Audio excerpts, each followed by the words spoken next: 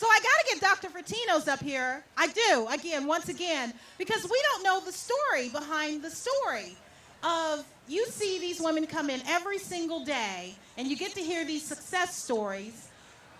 What made you get into this business of being such an awesome doctor? I mean, did you know you were going to be so awesome? No.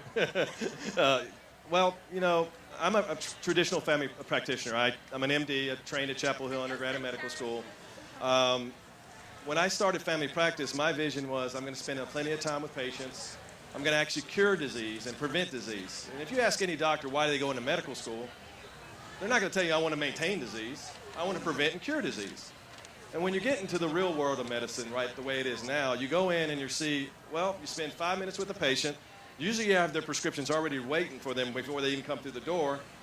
And they're probably on a ton of prescription. And on top of that, you got 30 people waiting in a waiting room. So it becomes more of a revolving door. And you don't get to know your patients. I got into this medicine about 4.5 years ago.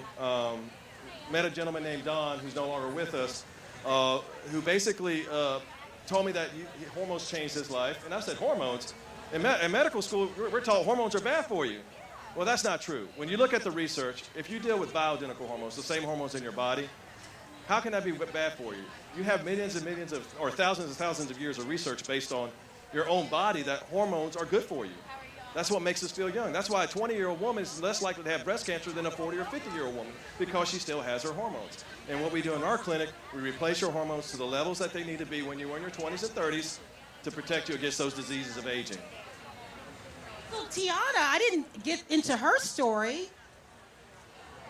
It's cancer. Yeah. Tiana had, you mind me telling, she had breast cancer. Essentially, what they do is they remove you from all your hormones, and they actually try to kill your hormones because they think hormones feed cancers. Well, I looked at the research for this again, and it showed that progesterone, which is your natural hormone for women, that it is your antidepressant. It calms and relaxes you, but also it protects you against breast cancer because it causes the cells in your breast to die. If your cells die in your breast, you're not going to cause cancer. So we started her on hormones. She had terrible night sweats, and she wasn't feeling good. Libido was down. She just didn't feel herself.